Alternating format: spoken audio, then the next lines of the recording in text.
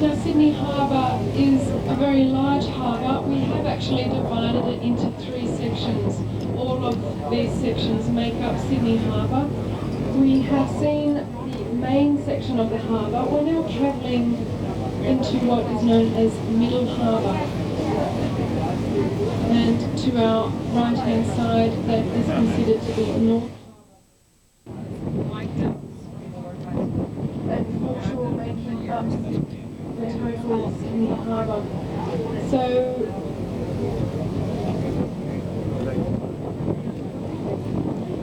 if we have a look over on our right hand side, looking up on North Head, we can see a large area of bush there. This is all National Park. As I said, as for South Head, North Head was once owned by the military, used as defence area.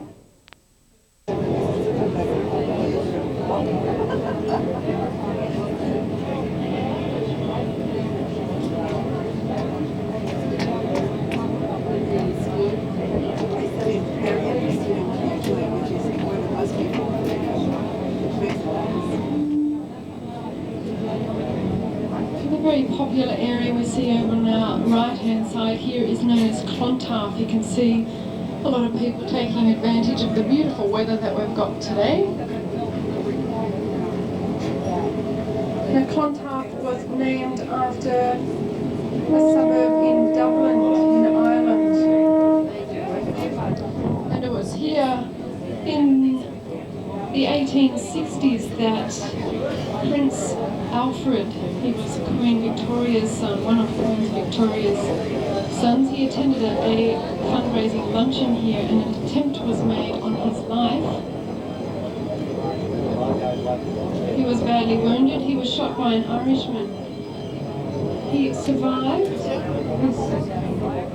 assassination attempt, and in appreciation of the care that was given to him, he donated a lot of money to the hospital. And it is now the hospital we know as the Royal Prince Alfred Hospital.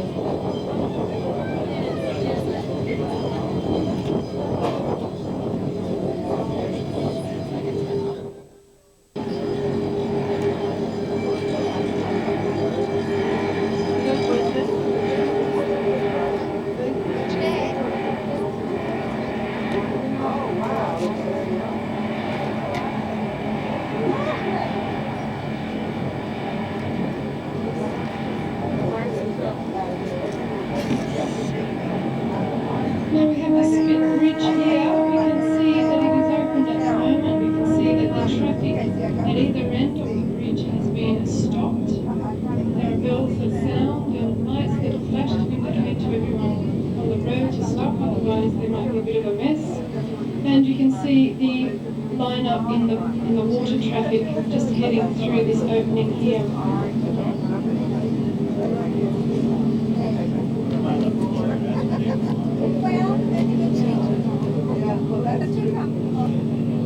Now, originally there was a punt service in the early 1900s, and before that a punt that used to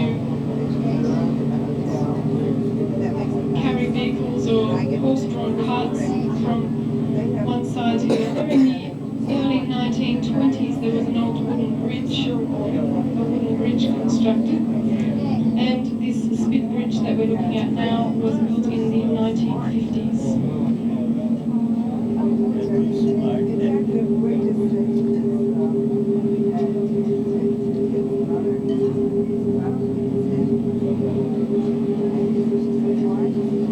Well, ladies and gentlemen, it's that time that everyone's been waiting for. I've noticed a lot of dark glasses in the crowd today. Maybe you're waiting for a hit of caffeine. Tea and coffee is now being served at the bar behind me. There's plenty there, so there's no need to all rush to the bar. If you'd just like to make your way up, probably on the left-hand side would be the best, and around down on the right-hand side where there is milk and sugar here. Now, help yourselves to as many cups of tea and coffee as you want. Just take your original cup back up to the bar, and the ladies will help you out there. And I'm going to take a break in my commentary to let you enjoy your tea and coffee, I'll put some music on and let you relax and enjoy the scenery. I shall return shortly.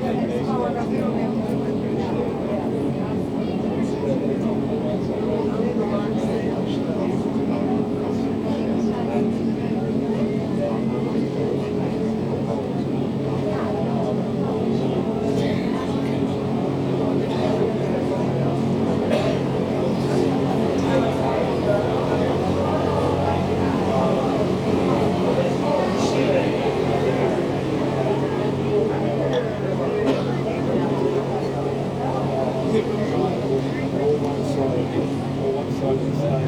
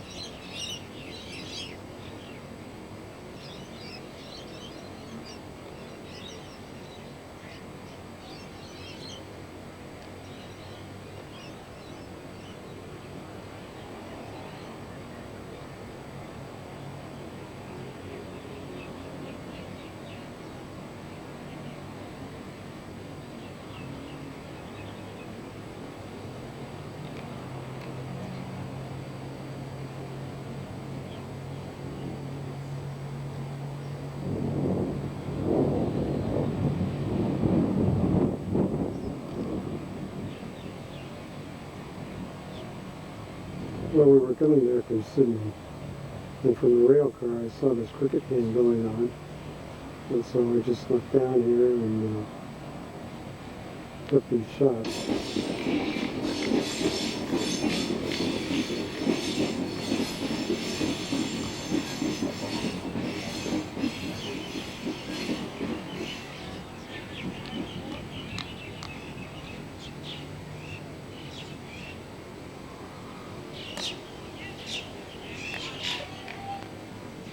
Okay, now tell me what's happening here, dear. Okay, the batsman to your right has hit the ball off the spin bowler into the outfield, and the batsmen have taken 2 runs. They've run 22 metres, which is the length of the pitch. Mm-hmm.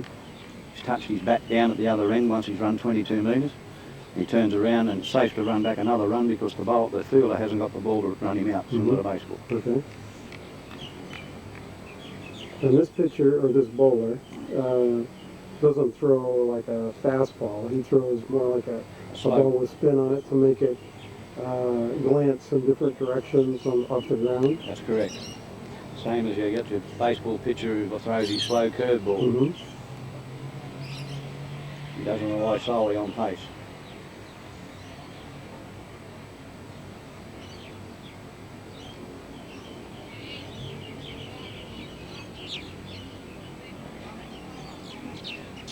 Now, what determines which batter? Do they take turns?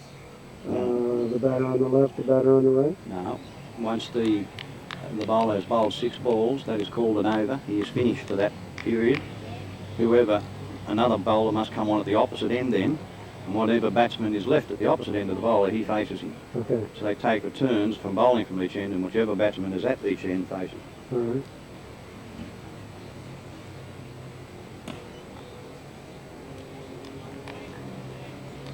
Now what happened there? Well, we've got a new bowler coming on from the opposite end of the spin bowl. Mm-hmm. He's a medium pace bowler. He takes a slightly longer run up. He bowled that ball, and it was a good ball. It was on the stumps, aimed at the stumps, the object being to hit the stumps. And the batsman defended it, kept it out. Stopped the ball from going onto his stumps, but he couldn't score a run.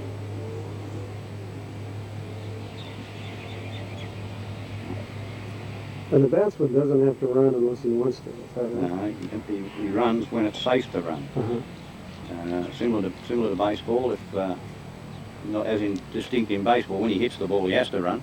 Mm-hmm. But in this game you only run when you think it's safe to run. Right. Okay.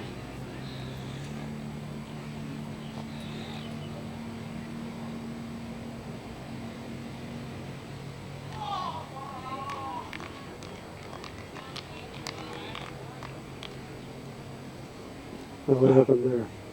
The bowler bowled, the batsman played the shot, it missed the bat and it missed the stumps, went very close to bowling him.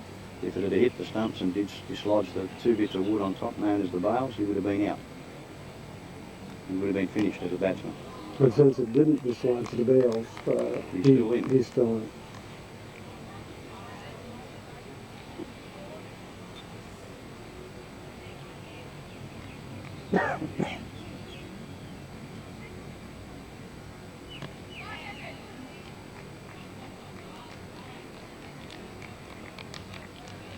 The protective padding you see on the batsman's legs, known as pads, they cannot be used to deliberately stop the ball hitting the wicket. If you deliberately lift your shoulder, your bat, and hold it above your head and stick your pads in front of the ball to stop it hitting the wicket, the umpire at either end can decree that the ball would have hit the wicket and you can be given out. Oh, okay. Now, the bowler can actually bowl the ball right at the batter, is that right? Yeah, you can. And if you hit the batter, there's nothing wrong with that. Not as long as the ball is bowled in line roughly stump to stump. If it's bowled deliberately at a full pace and aimed at his head, that is not allowed in the game of cricket. It is dangerous. Mm-hmm. And the umpire can rule it as a no ball, which gives the other team 2 runs for not having to have even attempted to hit it. So it's you can't bowl at the body deliberately as decreed by the umpire and the laws of the game. All right.